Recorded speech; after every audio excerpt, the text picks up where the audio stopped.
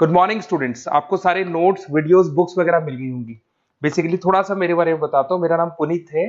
MBA का classes लेता हूँ। 2006 से पढ़ा रहा हूँ। 20 इयर्स का मेरे को एक्सपीरियंस है।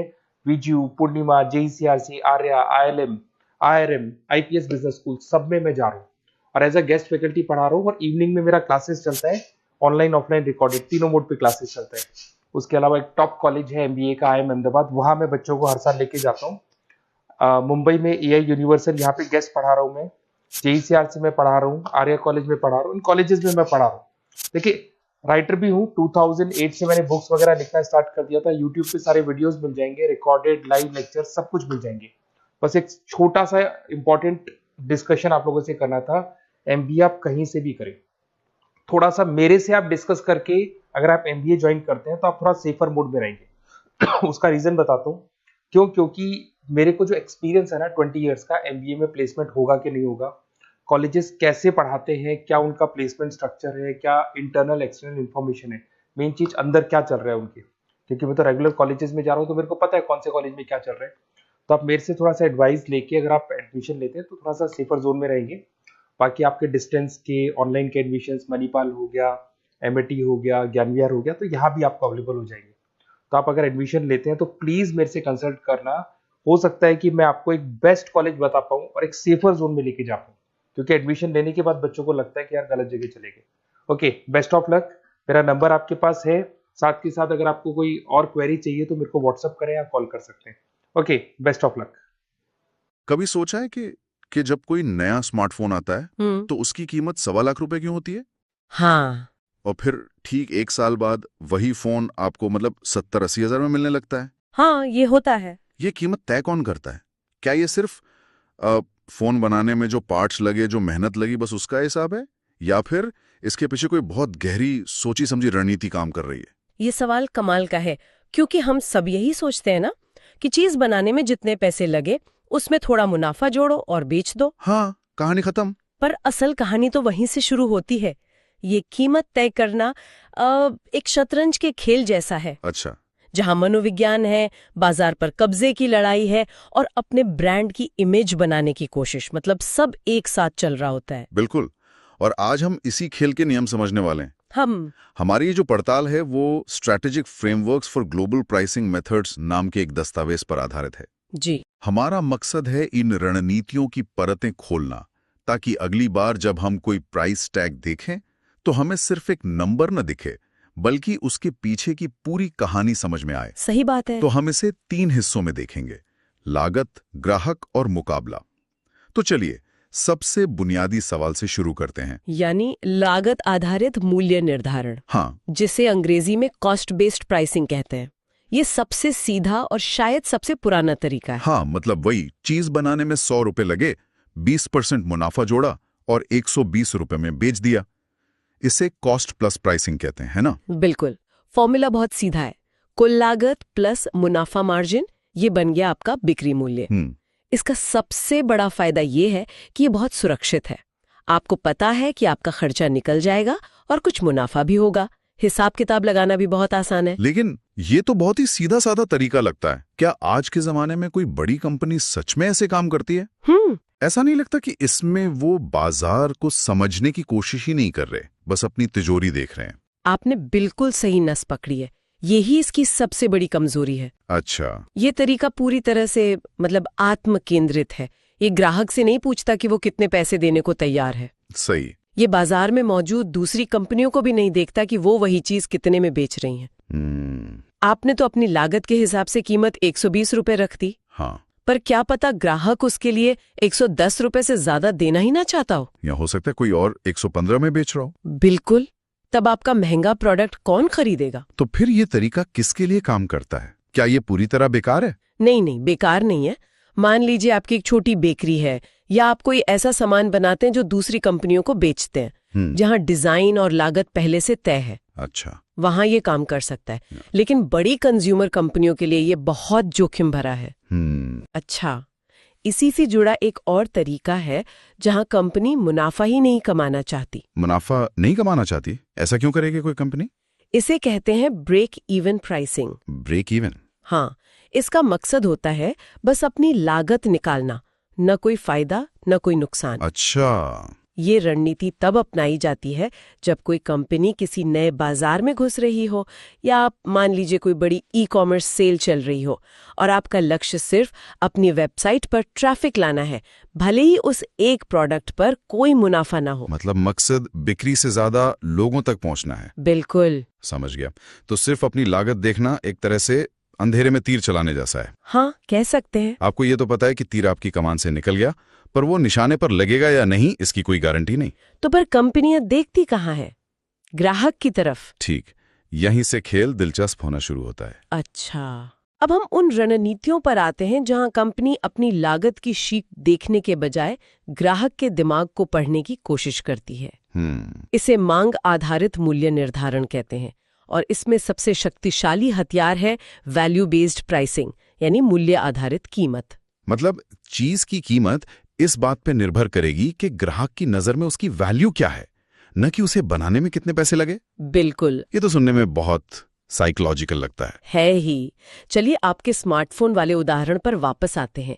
क्या आपको लगता है कि एक 1.25 लाख के फोन को बनाने में 50,000 के फोन से 2 गुने से भी ज्यादा का खर्चा आता होगा? नहीं, शायद नहीं। शायद नहीं, लेकिन कंपनियां उसकी कीमत इतनी ज्यादा इसलिए रख पाती हैं क्योंकि ग्राहक उस फोन के साथ जुड़े ब्रांड, उसके कैमरे की क्वालिटी, उसका डिजाइन और स्टेटस, और सबसे बढ़कर उससे जुड़े स्टेटस को बहुत ज्यादा वैल्यू देते हैं।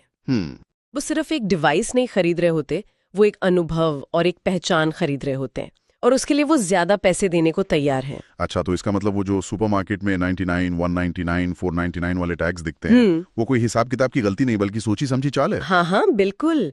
ये साइकोलॉजिकल प्राइसिंग का क्लासिक उदाहरण है, ताकि हमारा दिमाग उस 100, 200 और 500 के बैरियर को पार ही ना कर पाए। सही, हमारा दिमाग बाएं से दाएं पढ़ता है, तो 999 देखकर हमें लगता है कि चीज 900 की रेंज में है, जबकि वो असल में 1000 के बहुत करीब है तो एक छोटा सा धोखा, लेकिन ये काम कर जाता है।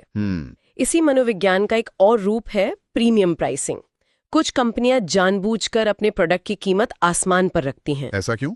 ताकि कम लोग खरीदें? नहीं, ताकि लोग सोचें कि अगर ये इतना महंगा है तो इसमें जरूर कुछ खास होगा। अच्छा, यहाँ ऊंची कीमत खुद क्वालिटी का सिग्नल बन जाती है। लग्जरी घड़ियां, डिजाइनर कपड़े, ये सब इसी सिद्धांत पर काम करते हैं। समझ गया। और इसी से जुड़ा एक और दिलचस्प तरीका है डिफरेंशियल प्राइसिंग। मतलब एक ही चीज पर अलग अलग लोगों के लिए अलग अलग दाम। जैसे ट्रेन में सीनियर सिटीजन्स को छूट मिलना, या म्यूजियम में छात्रों के लिए टिकट सस्ता होना। हाँ, ये अच्छे उदाहरण है।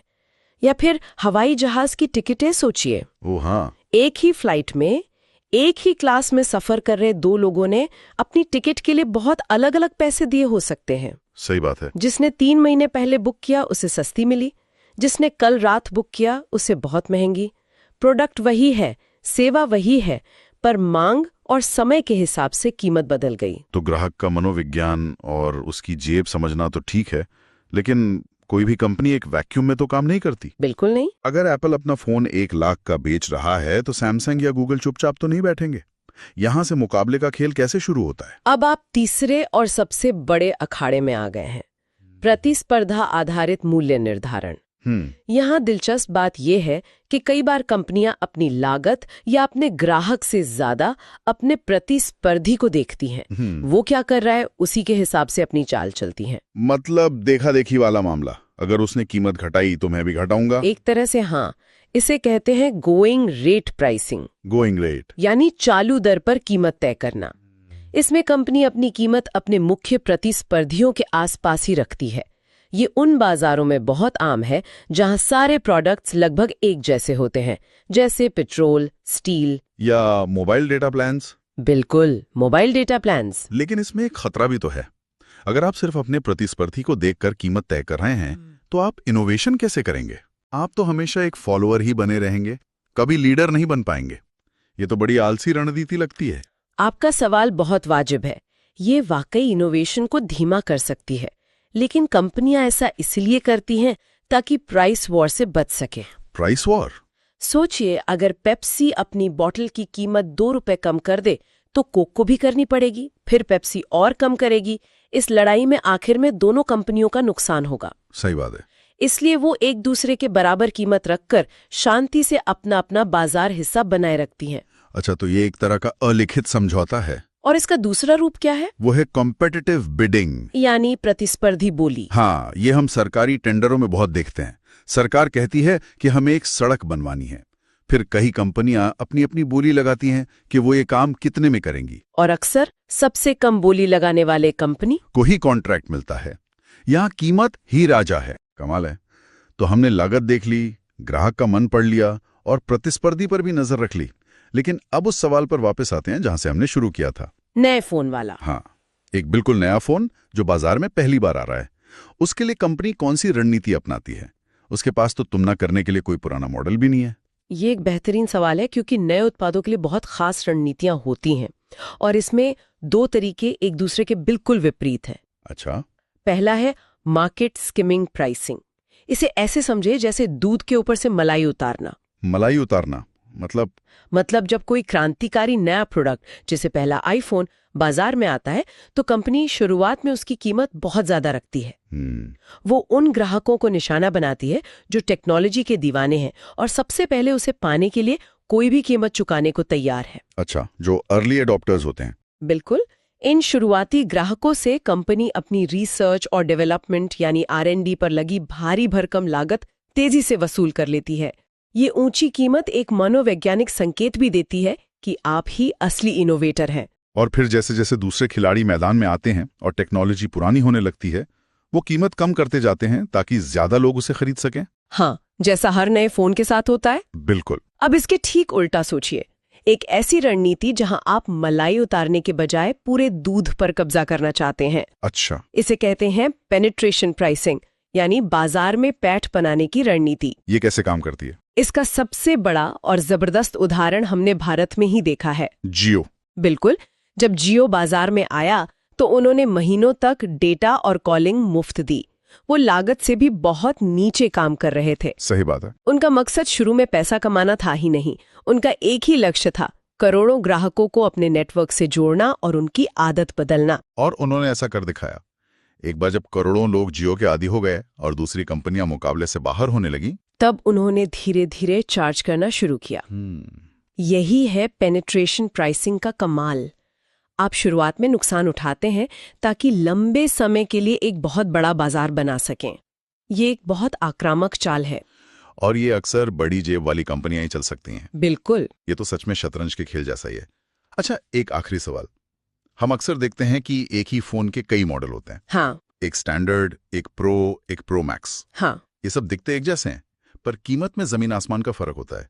इसके पीछे क्या सोच है? इसे प्रोडक्ट लाइन प्राइसिंग कहते हैं। इसमें एक ही प्रोडक्ट लाइन के अलग अलग आइटम के लिए अलग अलग कीमतें रखी जाती हैं। अच्छा। इसका सबसे अच्छा उदाहरण कार कंपनियां हैं। हाँ। एक ही कार का LXi मॉडल होता है, हाँ। फिर VXi और सबसे ऊपर ZXi। हाँ, बिल्कुल। हर अगले मॉडल में कुछ अतिरिक्त फीचर्स होते हैं, जैसे airbags, touch screen music system, और उसकी कीमत भी ज्यादा होती है। इससे कंपनी एक ही प्रोडक्ट से अलग अलग बजट वाले ग्राहकों को पकड़ पाती है। सही। जिसे बेसिक कार चाहिए वो LXi ले लेता है, जिसे सारे फीचर्स चाहिए वो ZXi ले लेता है। और वो जो दिवाली पर 50% की छूट या एक के साथ एक मुफ्त के ऑफर आते हैं, वो क्या है? वो प्रमोशनल प्राइसिंग है। ये एक अस्थायी रणनीति है जिसका मकसद बहुत कम समय में बिक्री को जोरदार तरीके से बढ़ाना होता है। या तो कंपनी को अपना पुराना स्टॉक खत्म करना होता है या फिर त्योहारी मौसम में ज्यादा से ज्यादा ग्राहक खींचने होते हैं। ये लंबे समय की रणनीति नहीं, बल्कि एक छोटा सा बूस्ट है। तो कुल मिलाकर कीमत तय करना किसी एक फॉर्मूला का काम नहीं है? बिल्कुल नहीं। ये एक कला है जिसमें कंपनी अपनी लागत, अपने ग्राहक के मनोविज्ञान, बाजार में चल रही प्रतिस्पर्धा की लड़ाई और भविष्य के अपने लक्ष्यों के बीच एक संतुलन बनाने की कोशिश करती है। बिल्कुल। कोई एक तरीका हर स्थिति के लिए सही नहीं है। सबसे सफल कंपनियां इन सभी तरीकों का एक मिला जुला रूप इस्तेमाल करती हैं। वो लगातार बाजार पर नजर रखती हैं, अपने ग्राहकों को सुनती हैं और जरूरत पड़ने पर अपनी रणनीति बदलने से जरा भी नहीं हिचकती। ये एक तयशुदा नियम नहीं, बल्कि एक लगातार चलने वाली प्रक्रिया है। तो ये सब जानने के बाद जब अगली बार कोई चीज 999 रुपए की दिखे, या कोई नया फोन लॉन्च होते ही 1.25 लाख का बिके, या फिर सेल में by one get one free का ऑफर नजर आए, तो शायद अब हम उसे सिर्फ एक ग्राहक की तरह नहीं देखेंगे। शायद नहीं। शायद हम रुक कर एक पल सोचेंगे कि आखिर कंपनी हमारे साथ कौन सा खेल खेल रही है और क्या हम उस खेल को समझ पा रहे हैं।